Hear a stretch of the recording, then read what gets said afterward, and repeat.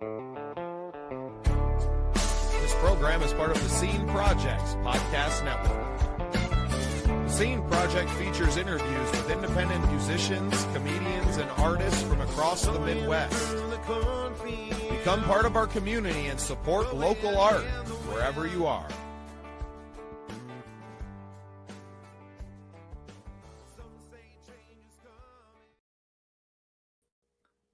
Welcome into another exciting episode of Real Biz. I'm your host, Bubba Startz, and with me today from Shattered Ceilings Management and Eternal Perceptions Photography and Video, welcome in David Rolano. David, welcome to the show, brother. Hey, how's it going, man?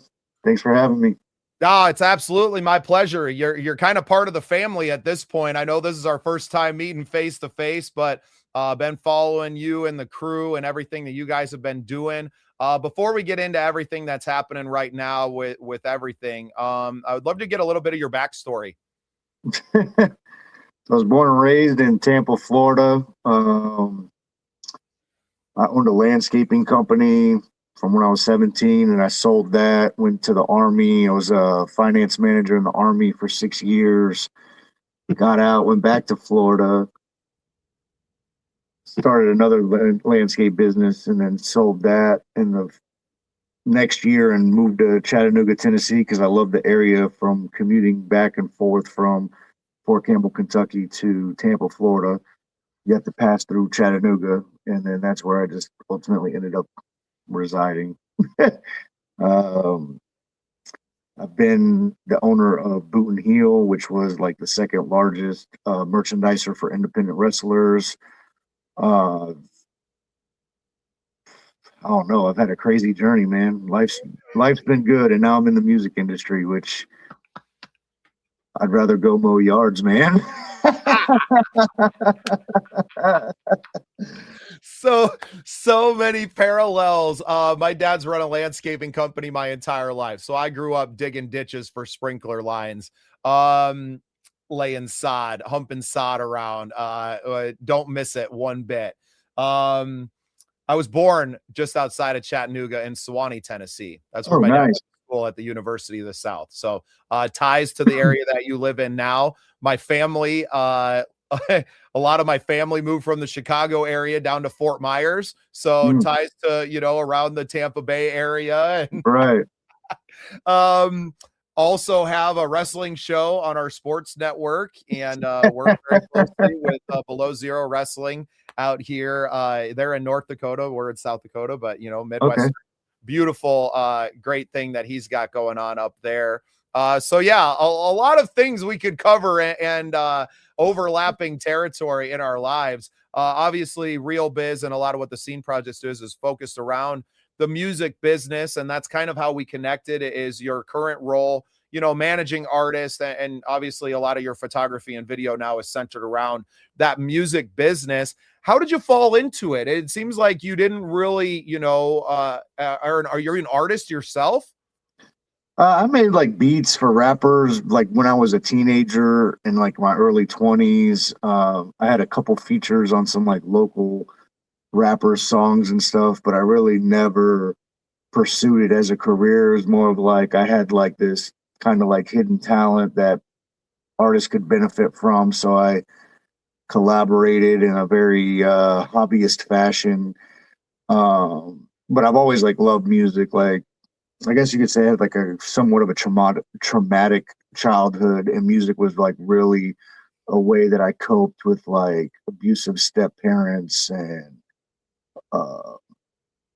a dad that suffered from mental illness, and just the way he behaved and treated my mom was kind of like, I didn't know how to handle it at that young of an age. So like my first band that I like fell in love with, and I'm kind of like, I try not to get political, but they did, was Stained. So like Break the Cycle album and like the song Mud Shovel was like, it was like a way for me to be angry in my mind and like let it out without bringing it to the surface, like that anger to the surface. And and that's like when I fell in love with music, because I saw it as like an escape and a way to vent without the world knowing that I'm like suffering. like behind closed doors. So I think I've always had, and then it converted into rebellion because my mom did not agree with me being 12 years old listening to rap music. And you know how when you're like a teenager and stuff, it's like what you tell me not to do, I'm going to like more. So like I remember my first album that I bought was like the Young Bloods Drinking Partners album with that damn song on it, and the G Unit Beg for Mercy album at like 13 years old. So it was just like a rebellion, and then I just fell in love with the music and the it wasn't just all angry music. Some of it was positive, some of it was motivational. So whereas to rock was my like anger outlet, hip hop and rap was like my conscious or motivation to get off my ass and go do something with my life music. And then I just attached to hip hop. Like I started making beats for rappers and stuff. And I was in a Christian rap group at one point in life, which is hard to believe. So like I just clinged to the hip hop, and then being raised in the South, you just naturally got into the trap world, and I just have a very fond respect for that genre, and I'm a little biased towards it, but um yeah, that's how that's how Yeah, so while music never was the main thing like it is now, it's always kind of permeated your whole life. It's always been there, you know, whether it's been, you know, making beats or just being, you know, a friend when you needed it, that it's been around. And I was very fortunate in my life. My my mom's brother, when I think when I was maybe like 13 years old, he got me 3 albums, either 3 CDs for Christmas in my stocking. It was Dr. Dre's The Chronic, Limp Bizkit's $3 Bill, y'all, and Metallica Black. And you know, exposure to great music, which I'd grown up with great music. Obviously, a lot of classic rock in the home. You know, my mom had the Led Zeppelin anthology, right, with all the different albums in it early on. My parents were big Deadheads. My dad loved, you know, early, I guess, metal, Judas Priest and the Scorpions and all that stuff, and growing up on the radio. So a lot more in the rock world, but then getting exposed to hip hop and that side of things. When we moved out to South Dakota, obviously, I didn't start listening to a lot of country ever until really I got together with my wife, and then getting exposed to country later in life was like, oh, why wouldn't I like I love bluegrass music. Why wouldn't I yeah, like Alan Jackson? Right? Like it's all yeah, the same instruments. Maybe it's a little different, you know, kind of context to a lot of things. But as a musician myself, right, a guitar player, I can respect musicianship in whatever genre it happens to be in. I don't listen to a lot of heavy metal, but I listen to these guys completely shred a fretboard apart, and I'm like, respect. Not my style of music that I like to and enjoy to listening to, but mad respect for people that can play like that. right. And that's the same thing, like along lines of like me managing artists. It's like Rick Rubin said, I don't know how to play an instrument. I don't know how to run a soundboard, but I trust my decision making on what I think sounds good. And I know if a pedal steel guitar sounds good, and I know if an 808 on a hip hop beat sounds good, or the melodies are on time or in the right key. Like I might not know the scientific terms behind what I'm listening to, but I can tell if that's a hit or not. And I think that kind of advice and stuff has really helped the artists that I manage create their sound and be more consistent with their sound to where, like we were talking about, it's like you got to know that that's that person in the first 3 seconds of seeing their video. Well, you got to know that that's that artist in the first 3 seconds of you listening to the song. So like a Metro Boomin song, you can tell by his beat style, the way he creates and produces his records. You press play, you know that's a Metro Boomin beat. You know that's a Migos beat, or you know that's a Drake song. So really nailing down your sound is part of your whole image and brand as an artist. Even if you're a feature on someone else's song, when someone listens to the first 3 seconds of your verse, they know that you're the feature on there.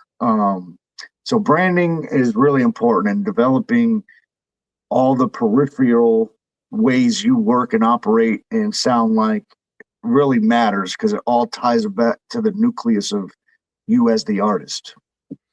Yeah, and audio branding, digital branding, it's so much more than just a logo, right? It almost has almost nothing to do with a logo. Now your logo and your, words and the names of your songs and your albums and things can't be completely off the wall from that, but they're really secondary to the visual and audio storytelling, especially for a musical artist. Correct. And there's ways to develop and to grow or experiment with keeping your roots of what you're known for or who you are. Some people just experiment too much because they don't know who they are or what their sound is yet. So it's like, whoa, like what are we doing? You're like all over the place here. So building that foundation is really important. And it's okay to change your style. It's okay to mature. It's okay to get older and wiser and kind of be like, hey, I'm not that artist anymore. I've grown. But when you grow, your audience has grown too. That's why, like, whenever you like listen to Ice Cube now, he's like in Disney movies. Like, he's still a gangster from back in the day. You know what I mean? Like, he just got older, and so did he. So did his audience. His audience grew with him, so he can do that. You can't be talking about drill rap at 23 years old and then on the Disney Channel at 25. So you gotta pick and choose like how you want to grow or what image you're trying to portray or who you really are. Is like you just got to be consistent in the beginning, especially while you're trying to build your fan base. Because if you just everywhere, people don't know how to consume you or what they're consuming of you because it's just so scattered. No, and someone like you with the mind that you have, is so important to musicians these days because an artist just wants to be an artist. They want to create and they want to do that. And it's like, yeah, great, but you have to do all these other things. No label is coming around to do all these things for you. Like those days are long gone. Nobody's trying to sign you and develop you. You have to develop yourself. And without having someone, and I think I struggle with this a little bit, without someone, not necessarily above you, but beside you to kind of say, hey, we need to be looking at it from this angle. I think these are the things that we could do. A trusted partner, right? A Rick Rubin, but not necessarily in the recording studio, outside of the studio, helping you with the rest of the things is just as important as having Rick, next to you, standing at the board saying, hey, try it this way. And yeah, shout out to Rick Rubin. Freaking love the guy. He's awesome. Love his Tetragrammaton. His podcast is just incredible. I've been on and listening to it for over a year now when there was like less than 1,000 people subscribed on the YouTube, which is just bananas to me with a guy with that much knowledge and having these high level conversations. And to know, I mean, I read his book too. Did you read The Creative Act? I have not. You check it out, man. It's an easy read because it's broken up into a lot of small chunks. It's not a front to back reader. It's a lot of just like excerpts and stuff, but a nice one to have on the shelf, even if you don't carry a lot of books. Yeah. I don't really educate myself in books these days. Like I am I started a landscaping business at 17 years old. And in year 2, I had over 600 clients. I am trial by fire. As long as the roots of my character are integrity, honesty, and transparency, then I think everything else is a learning experience of what works for you. And just because it works for somebody else doesn't mean it works for you. And I think that's a common misconception, like with a lot of people that just like go to YouTube and look up motivational or look up manager secrets and stuff like that. It's like the ones feeding you the information are only giving you enough to fail. And I learned that in combatives in the Army, where there's level 1 combatives, level 2 combatives, level 3 combatives. Level 1, they tell you, don't go out and pick fights after you graduate level 1 because we're only teaching you enough to get your ass whooped. So if you go to level 2, you're still getting more confidence, but getting your ass whooped. And then level 3 is like, all right, this is the advanced, like this is like, but you have to do 1 and 2 on your own before they teach you the secret sauce. So I think that happens a lot in life where, why are you selling programs? Like, you're only giving enough advice for them to still be better than you. And they're not going to tell you all their secrets. They'll give you like some surface level intelligent things, but the real ways of how they operate, they're not going to tell you, because those are the scars and bruises and blood and sweat and tears that got them where they're at. And they're not going to sell that on Amazon for $14.99. You know what I'm saying? So I think my experience and my life experience of trauma, tragedy, prevailing, and stuff like that, I think I'm a very good judge of character. I think I know who to trust and who not to trust, and to put my team in positions to win based off my past experience of like recognizing toxic behaviors in people and stuff like that, that is really beneficial. And that's experience you can't get out of a book. And my team trusts me with that. And I was transparent when I started this management company 2 years ago. I don't know what I'm doing. I was a finance manager in the Army. I own my own businesses. I know how to market. I know how to brand. I know how to build impactful relationships. But I don't know anything about the music business. I can just promise you that you're not going to. That makes you better at it than people who have been entrenched in the music business, because you don't have any pre-qualifications. And without reading the book, you summarized it almost perfectly, because that was pretty much all that's in it. It's like, look, doesn't work, go back and try again. And even if it didn't work, doesn't mean that it was the wrong thing. It might have just been the wrong time, and it might have been, but you're never going to become a good judge of character if you don't get out there and fail, but fail forward. Yes. Yeah. And the industry's missing integrity right now.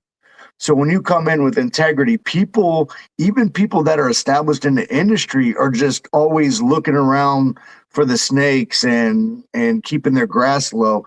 When you come in as someone that might not know everything, and they know what you know and what you don't know, and I know what I know and don't know, and I'm not hiding the fact that I have a lot of answers, but there's a lot of answers I don't have.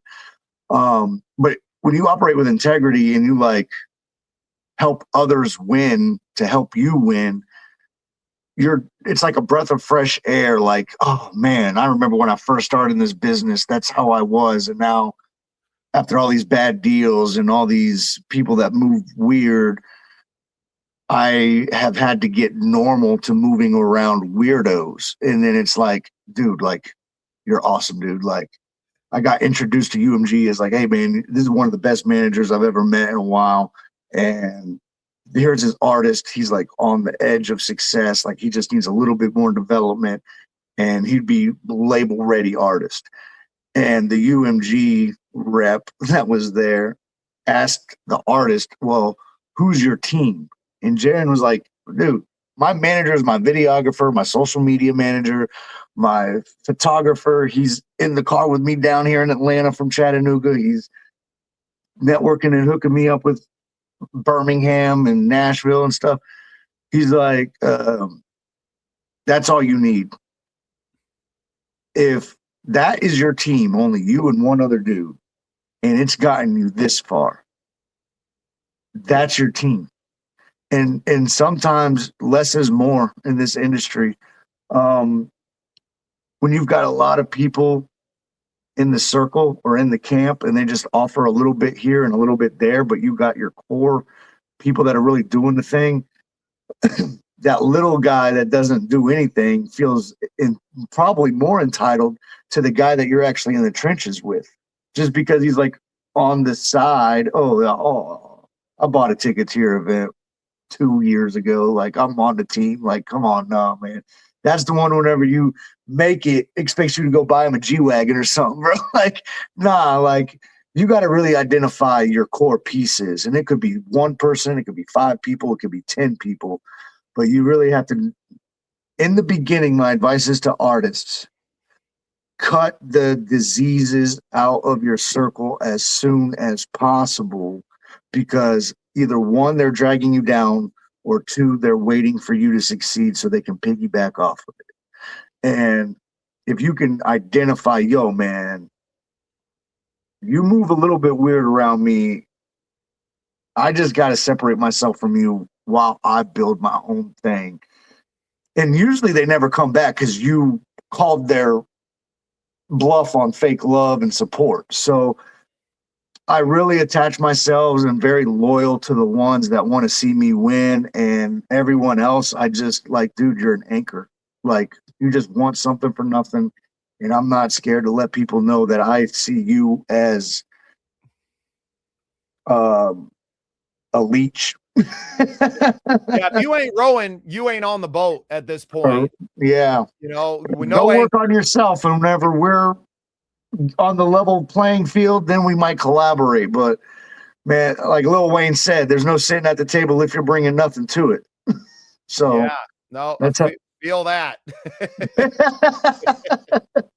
Feel that, because we bring a lot, right? Guys like you and I, with the experience that we have in this industry, we bring a lot to the table, and we know our worth, and we know where we're going and where we can take other people. It's very clear now. And, you know, I've made plenty of bad judgment calls. I've believed a little too hard in people. As someone who's been, done some prison time, and I try to see the best in people, right? I don't look at your past and assess you over that, but sometimes your past is because you just continue to make bad choices, right? And I changed my life. I'm where I'm at now because of the choices that I've been making, not what my past was. So yes, I can forgive your past, but I'm also looking at the last 12 months of your decisions and going, yeah, we're not the same. Right? Like we are not the same. And I can't afford to tie any kind of anchors to me right now, because we got dreams of hitting the stratosphere and going way beyond it. Right. So I can't have anything weighing me down. No drag. Correct. All gas, no brakes. And sometimes that no to those people reveals their own motivation and their own hustle. Every time I was told no, I went harder. Every time, like even from landscaping, this customer doesn't want me to cut their grass or plant their trees or whatever. Let me go find a richer customer to replace them. Or what am I doing wrong? Like, what am I doing wrong to that these people aren't choosing me? And it could be as little as my truck needed a paint job. If you go into these elite neighborhoods, they're really aesthetic and keeping up with the Joneses. Or maybe my prices are too high. Maybe the prices are too low. Correct. You're not establishing value because they're saying, hey, if I'm getting it cheap, I'm probably getting cheap crap or cheap service or cheap whatever. So your price could scare them if it's too low, because it's like, dude, I know what it takes for you to do this, and you're only charging that. Like, you're not going to show up next week, like, or something like that. You know what I mean? So like, you have to give the perceived value of what you're doing, and until you get to the point where your name is in rooms that you're not in a good way, because you could be blackballed and you could be. I just want people to talk good about me when I'm not around, and I'm not scared to be like, yo, David's a jerk and he doesn't tolerate BS. That's you thinking you're insulting me, but that's a compliment. That you're telling people that you can't screw me or you can't try to finesse me. Like, that's a compliment to me, even though you're like, hey, that dude's hard to deal with. So it's all balances out. And I think work ethic, integrity is really what's missing from the industry. So if you bring those two things to the table, you can go a lot further than 80% of your peers alone. Great advice to finish off the show with, man. David, where can everybody find you, and where can they get in touch with you if they're down there? I know you're probably not taking on a huge list of artists right now, as much as you love being in the music industry. Yeah, where can people get in touch with you and find some of your work? So I'm the man behind the curtain. I really don't do this. But my artist, Jerry and Green, he's at Jerry and Green official at Jerry and Green official is all his links. YouTube, Spotify. At Jason Lyles Music is a rock band that I manage. You can check them out. JasonLylesMusic.com, LYLES for Lyles. Vic Burgess, singer songwriter. I manage him. You can find him under Vic Burgess. Charlie Ross, managing Hour Late. They used to open for Seven Dust and Collective Soul. They're making a comeback. So at Hour Late Band. In my company, Shattered Ceilings Management or Eternal Perceptions Photography. I don't do this for my own glorification. I want my artist on their platform and all the glory and stuff like that. So like I appreciate you want me to shout myself out, but my job's to shout them out. I love it, man. You shout out whoever you want to, man. That's your moment. David Rolano, Oh, thanks. Vanilla Strange too. I almost forgot. At Vanilla Strange, VINILLA. So There you go. Well, get them all, man. I hope we get a chance to work together when we're out on our songwriter showcase tour. Stick around for a few minutes with me. I'd like to talk to you off camera, but I'll let you get out from the bright lights of the podcast hey, now. and shout out Joseph Meadows, Wi-Fi My from Clarksville, Tennessee, for hooking this up too. I got to shout out my boy. He's been a day one supporter and collaborator. So much love to him too. Hey, likewise, man. Wi-Fi means a lot to me, and I'll be spending a lot of time with him here in the month of March. So he's a good person to be stuck with. Yeah, well, I was going to say, hopefully we still like each other by the time we make it to ATL. Appreciate you, David. Thanks for being part of the scene. Much love. Brother. Thanks for having me, man. I really appreciate you, Bubba. Imagine capturing the raw essence of nature, with its infinite color and beauty. Now, envision turning that into something truly transformative. Pure and easy tea cultivates the goodness of nature's bounty into fuel for your body. We are what we drink. Pure and easy tea, the pure nourishment your body craves.